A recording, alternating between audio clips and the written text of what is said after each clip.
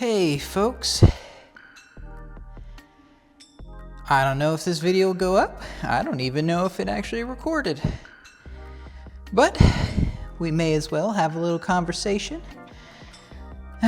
Enjoy this floor once it's doing me.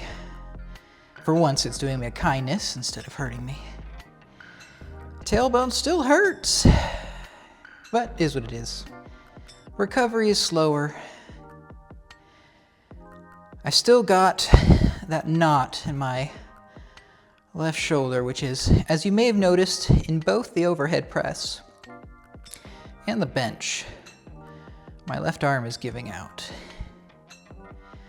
The worst part is, your boy sleeps on his tummy, and I sleep with my head turned like this, which just makes it worse. So I'm gonna have to start practicing sleeping on my back. Is what it is. Also, I maybe cut it out, but try to do some push-ups at the end. Totally, arms are dead. These noodles are gonna play a game later, and that's fine. You get a good intake of protein, you do your exercises, you accomplish something, you feel good, things will come into place. I am easily the strongest I've ever been, injuries aside. You figure when I started on this journey, I was struggling to squat a bar, or even deadlift a bar for that matter. And admittedly, it's been years, but years of sort of hokey adherence to fitness has still got me 300 pounds stronger for some exercises. The bar, I'm hitting stagnation around 120 when I'm not injured, barely 100. I don't even think we're at 100 right here while I'm injured. But I think I'm going to adjust for the bench, or look for an alternate exercise for the bench, and see if I can get my biceps bigger in a way that sort of reinvigorates me. The bench press is fun, but I am finding that while I'm injured, it's difficult. Even when I was pushing back to get my shoulders against the bench, and I'll have to look back at the video on this to find out more, I could feel that my left shoulder wasn't touching as deep as my right. Of course, as I mentioned before, I tore up the muscles in my upper back, or at least the tendons, and so I have less control over that whole operation, at least for now, than most people, or even me 3 years ago. C'est la vie. Kind of all I wanted to talk about for just the workout itself. It was fun, like I said, went and tried to do bench at the end, or push-ups at the end. Didn't quite come together. That's fine, you know? Sometimes you don't take a long enough rest, or you don't get enough sleep, or you don't have enough water. I've definitely done the third one.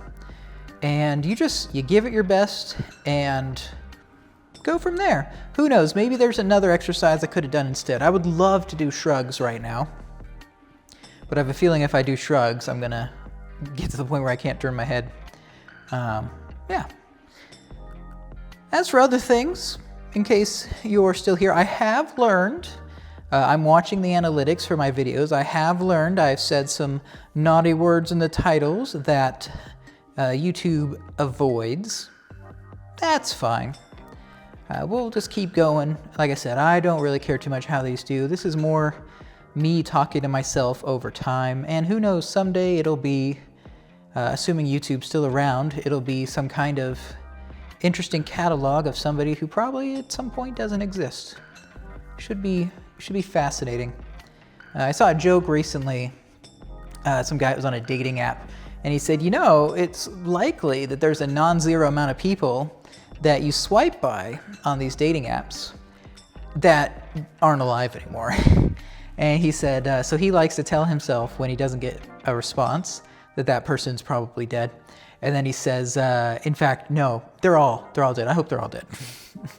As they made me chuckle, but it's true of like Facebook. Over time, more and more of Facebook is going to be people who was instead of is, or just straight up fake. On the topic of fake people, absolutely delighted with this whole Chinese open AI model thing. Sam Altman and all those people are just the most insufferable parasites. It's very funny to watch them complaining about their intellectual property being stolen when that's their entire enterprise. Everything they've done is about stealing other people's stuff. And it's fascinating. I think I mentioned it in a prior video, but it's fascinating that their business proposition is, I'm going to give you a nuclear-powered lookup table. That's my product. And everyone well, not everyone, lots of people lose their minds. They think that HAL from 2001 is like on the edge of existing. And it takes me back to chatbots in like the 80s and 90s. These very rudimentary things that people just absolutely thought were alive. They're like, oh my goodness, the computers, they simulate a human brain, were there. And watching people try and make those connections and act like these machine learning models are even remotely close to people is incredible. The absurdity of the claims that are made. People are reducing all of these complex mechanisms to such extreme levels. It's like you were asking somebody how hard it would be to get to the sun. And they tell you, well, it's not very hard for me to drive to my neighbor's house, so I can't imagine there's much more complicated work that needs to be done to get to the sun. Or they say, well, I took an airplane to 30,000 feet. It's just the same operation, but slightly larger. And it blows my mind, because it's like, don't get me wrong. The fact that technology is to the point where we can make lookup tables that are this big is incredible to me. Like, I already get that Google already kind of had done that incredible thing. I mean, the fact that you can search on Google and get instant results from their massive cache is really neat. It sucks now, but as a technology, it's really cool. But ultimately, everything that people like lose their minds over with these tools, like these things already existed for the most part. The only thing that's been added is novelty. Like, we already had devices for auto-completing text. Like, if you went and wrote an email 5 years ago in Gmail, it would almost always find the next word you were going to use, because a lot of people, when they talk to one another, they say what they're expecting the other person to wants to hear. And that's why a lot of your emails in businesses look the same, because we all think, oh, we're supposed to say best regards or any of that other nonsense. It's not that Google created an email program that is as sentient as a human. None of these things are. You could legitimately take, like, it would be huge, don't get me wrong, but you could take a giant wall, like we're talking Everest sized, right? Probably larger, probably a lot larger. And you put all these little paddles on it. All these paddles are controlled by servos. And if you can imagine a Plinko machine, you have a ball at the top. And at the bottom, you have the results you're interested in. All these different words. Let's go with words. We'll just do words. We don't need to worry about the images for now, because that would be even larger. You have all of these different words, right? And you drop that ball. You say the previous word was this, and you drop that ball, and it goes all the way down. And it lands in one of those buckets. And maybe that bucket says is. And there's a human feedback loop in this operation where people look at the outputs of this machine and they say, was that what I think should have come next? Yes or no. That's why you've had these large groups of people that have had to validate a lot of this stuff over the course of the last few years. And if yes, then you store all of those angles for all of those paddles, right? If no, you adjust all of the paddles in some random fashion and you try it again. And you repeat this process billions, if not trillions of times. And over time, you build up this cache of angles for all of these paddles, where if you keep dropping in this ball and then taking whatever word it ends up with, the final result is a sentence, right? And I challenge anyone to look at that ball, it could be a rock even, to look at that thing and go, that rock, basically a human brain. those paddles basically a human brain? It's like, no, it's weighted averages and a giant weight table. They're even passing in random seeds in order to create the impression that these things are dynamic. Like, it's absurd. And don't get me wrong, it's one of the coolest toys that I've seen in a long time. I couldn't make it. I'm not saying that, but I can't do a lot of things that we take for granted. I can't change your oil. Like, I could probably learn, but I can't change your oil. We have mechanics doing that all the time, and nobody's losing their minds over that, right? They probably should. It's really cool. But that's what blows my mind, is people see this thing, and we're back to that situation of seeing Jesus in toast. You know, a piece of toast gets burned and it kind of looks vaguely human-like. Or seeing elephants in the clouds, or seeing a man with an arrow, a bow and arrow in the stars. Like, humans make these connections. We see people and everything. We make connections with everything. That's one of our strengths, but it's also one of our greatest weaknesses. And it is maddening. Like, just watching people make these absurd, it's sometimes smart people in their own fields. People who deal with biology or astronomy, or just they're very interested in something else, and they look at this thing and they fall into the same traps that they make fun of other people for.